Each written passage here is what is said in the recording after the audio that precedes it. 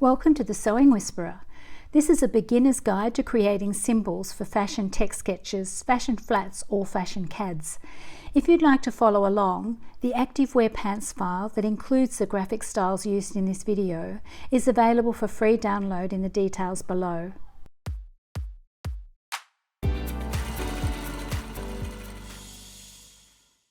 Let's now make some symbols that are relevant to short silhouettes.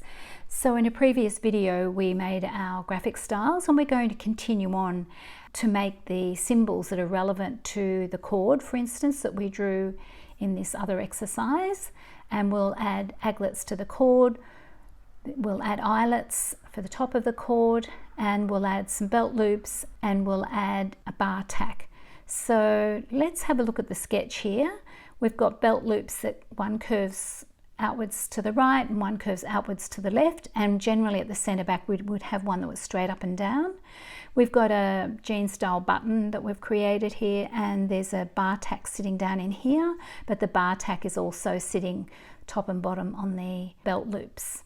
So a bar tack is a machine very similar to a buttonhole machine, but it only does one side, so it can be set to just do a small zigzag stitch to one side, and it just reinforces stressful areas on a garment. Let's start with the eyelet, but we'll open up the file that we've been working on previously. So we had our graphic styles down here. Now we're going to create our symbols. We'll start by drawing the eyelet. So let's set our default fill and stroke by clicking on the little icon here, and then we'll change the stroke weight down to 0.25. Then we'll get our ellipse tool and just click. I'm going to click right in the middle of one of the joins here of the grid, and we'll set the ellipse to 0.2 width and 0.2 height, and OK. Now let's zoom up and we'll move this so that it's sitting on the join of the grid, just so you can see what's happening as we progress with this, so we'll be able to see the grid. Okay, so now we've got the outside of the eyelet. We want to produce the inside circle. So to do that, we're going to select the scale tool. So double click, and we can set this to uniform 50%, and don't click OK. This time we're going to click copy, and that will reproduce our circle 50% smaller. But if you look closely, we can't see the grid through here. We need to make this see-through in this section. So to do that, we're going to take our black selection tool, select everything, and then we'll open up our Pathfinder window, P for Pathfinder, and we'll choose this option, which is the exclude. And now you can see, we can see the grid through there. So we have a white eyelet drawn. Let's duplicate that. I've selected with the black selection tool. I'm going to hold Option or Alt, drag to the side. I'll hold Shift to keep it level as well, not that it really matters. And we're now going to fill that with a gradient. So I'll put that away, and we'll open our gradient window, G for gradient, and we'll just click on this particular one, which is the linear gradient, and that will fill with the gradient. Now if it looks, I like this to be a little bit lighter on this side, so we're just going to pull this little central guide across to the right, and you'll see that that lightens it, so I'm pretty happy with that. Okay, I'll pop that away, and we'll open up our symbols library. So we'll go Window, S for Symbols. And in our symbols, I'll drag it out onto the screen so you can see. We're going to select the white one first, and we'll just click this little plus, and I'll call this white eyelet, and choose graphic and OK. Then I'll choose the grey one, click the plus, and I'll call this grey eyelet. Change this to graphic and OK. Right, so there are our eyelets. Next we're going to create our aglet, which is, it's the little metal piece you would see on the end of a shoelace. So let's open up our graphic styles. So Window, Graphic Styles. And we've got our drawstring there. Let's just draw a line. So straight down, hold Shift, and we'll click on our drawstring. So the drawstring was produced in a previous video, and I'll add a link to that in the details below. Okay, so now we're going to draw an aglet that sits on the bottom of that. You could just draw a rectangle for this. I've got the actual measurements. So first of all, we're going to set the fill and stroke to default, and we're going to put the stroke weight at 0.5. And we'll get the rectangle tool. Now you could just eyeball this and click and drag a rectangle that was in proportion. I'm going to click, and that will bring up the rectangle option box, and I'm going to type 0.07 for the width and 0.3 for the length, and OK. So I've found that size works pretty well with the graphic style that we've already created. Now let's also make sure this has rounded caps and corners. Then we're going to get our behind the pen tool, we're going to get the anchor point tool. We'll just zoom up and click in the middle and pull this down slightly and pull this one down slightly. Okay, so there's our white aglet. We'll select it, hold Option or Alt and drag a copy to the side, and we'll fill this one with the gradient as well. So window, we'll open up our gradient again. We'll click on the same one, the linear gradient, and the setting seems to remember the setting from last time. If it's still looking a bit dark, you can always pull this a little bit further to the right, but I think that looks pretty good. Let's save those into the symbols. So we'll pick the first aglet, and I'll call this white aglet graphic. OK, and we'll select the grey one, grey aglet graphic. OK, so there's our eyelets and aglets sitting there. Let's now create a cord and pop those on. So we'll draw a cord that goes something like this. Honestly, it doesn't really matter. And we'll fill it with our graphic style. And you can just do a little bit of a rejig if it's looking a little bit lumpy, which mine is. I might just straighten that off slightly there. And then I can just pull out one of the aglets from the symbols. I'll rotate it around.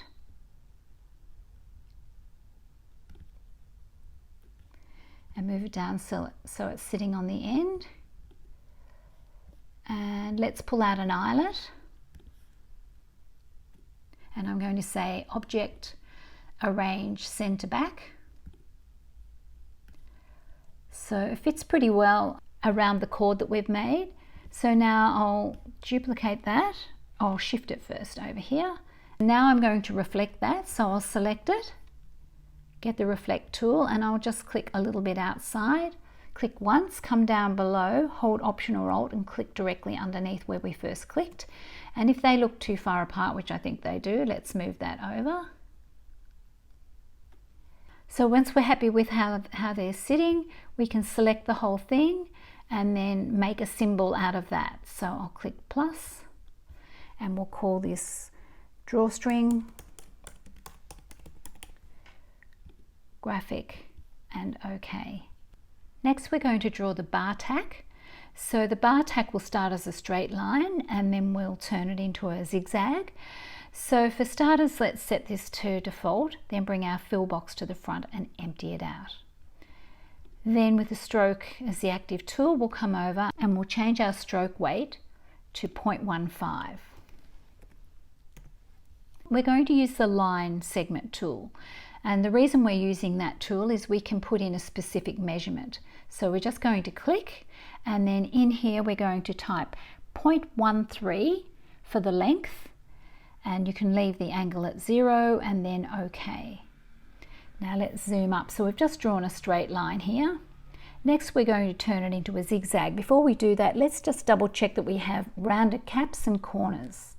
Now we're going to go up to Effect, down to Distort and Transform, and down to Zigzag.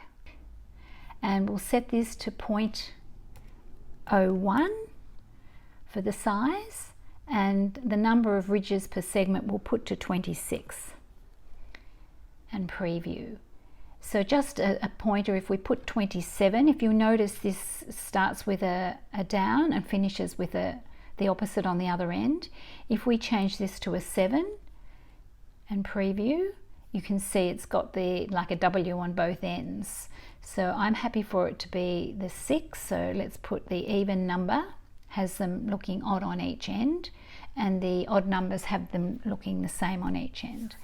Okay, so we'll say okay, and that's our bar tack. So to add that to the symbols, we'll click the plus, we'll call it bar tack, change this to graphic, and okay. We're now going to draw the belt loops. So we'll start by setting our default settings, and then we'll change our stroke weight to 0.5, and we'll get the rectangle tool and just click anywhere on the screen, and we'll set that to 0.09 width and 0.6 length, and okay. Next we're going to draw a straight line in the middle. We'll just empty our fill out.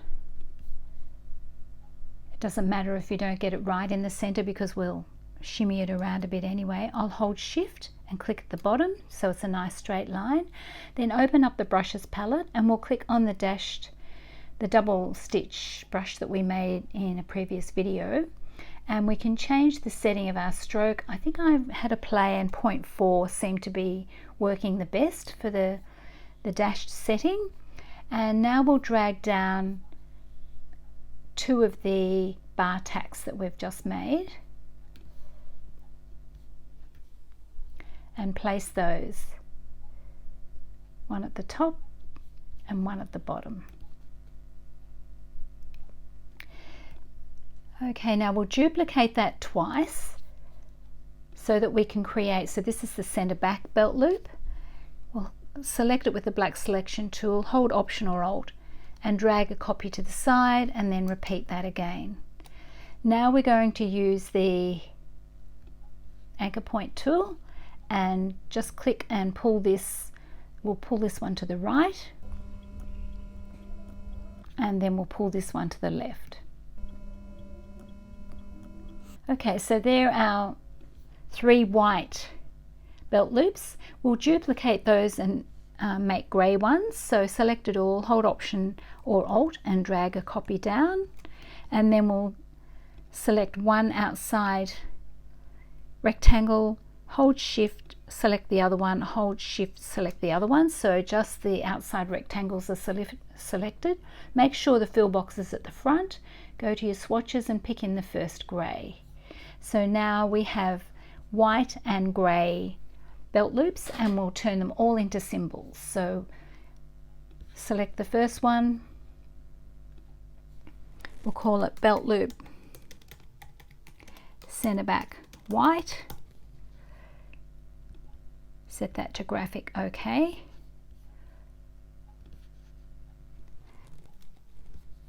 Hit the plus, we'll call this one belt loop right white, and select the last one, belt loop left white, turn that to graphic OK, and then we'll repeat that for the grey ones.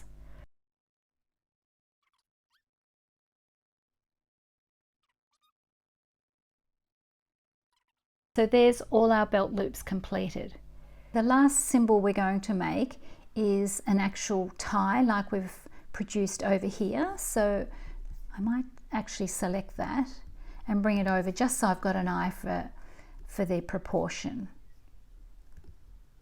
Okay, let's zoom up, and we'll first of all set this to default, empty out the fill. It doesn't really matter what our stroke's set to for this, so we're just going to draw first of all our loop. Similar technique to what we've used before, and we'll duplicate that or reflect it Click in the middle, hold Option or Alt and Shift and click. Then we'll draw our tie.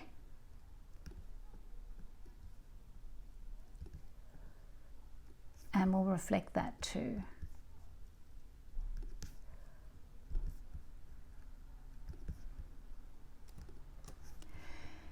Okay, let's select it and apply that graphic style.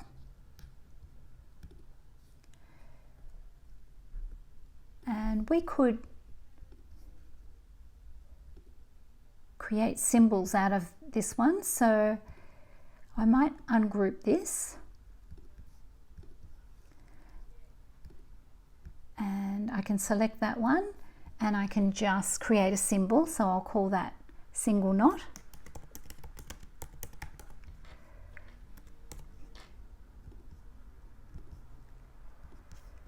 And then if I select these top two and create a symbol here, and I'll call this double knot. Okay, so I can just pull that double knot out and put it on the top. Right, so now we can pull out our aglets and just rotate them. So just spend a moment aligning those to the bottom. The same here. And I'd like to send this one to the back, so I'll select it and say Object, Arrange, Send to Back. Right, so we can now make a symbol of that particular tie. So we can select the whole thing and I'll say cord tie with aglet. And OK, and I can select this one as well, create a symbol, and I'll say cord tie with knots. Now I just realized we haven't drawn the button that we need for the denim jeans we're going to create. So to do that, let's zoom up near the eyelets. We'll pop it on the page near there. Set our default stroke and fill, bring the fill to the front, empty it out, stroke to the front, and we'll make that 0.25. Then we'll get our ellipse tool. So if it's not sitting there, it may be the rectangle. You'll need to go behind and get the ellipse. Click and type 0.175 for width, 0.175 for height, and OK. Now we're going to open up the gradient tool. Let's bring our fill box to the front in readiness.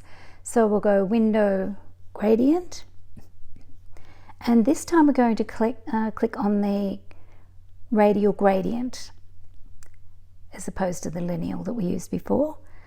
Now I'm pretty happy with the color of that. You could pull the slider slightly to the right if you wanted to lighten it, but I think that's okay. Let's bring our stroke box to the front and empty that out. We don't really need stroke on that now. Okay, so that's the end of drawing the button itself. Now we're going to draw the buttonhole, so we'll set this back to default, empty out our fill. With the stroke at the front, we'll set this to 0.5. Rounded caps and corners, I'll pop that gradient away. And we'll get the pen tool and we're just going to draw a zigzag shape in here. So buttonholes we can do in a lot more detail, but I think for the purpose of this task that we're working on, this will be more than enough. Now we need to get the black selection tool and select that, and then Object, Arrange, and send it to the back. Okay, so that's the finish of the button. We can select it and add it to our symbols library. So I'll call it Jeans Button.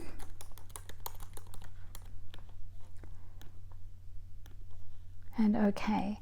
Right, so that is the finish of the symbols that we're creating at the moment. There are many, many more symbols that you can draw. There'll be many different styles of buttons. There'll be zip slides and pulls. There'll be buckles, there'll be all sorts of things down the track that can be drawn and put into symbols. But for the moment, this is where we're going to stop. I'd like to say thank you for watching. Please subscribe to this channel and turn on notifications if you'd like to keep up to date with my tutorials.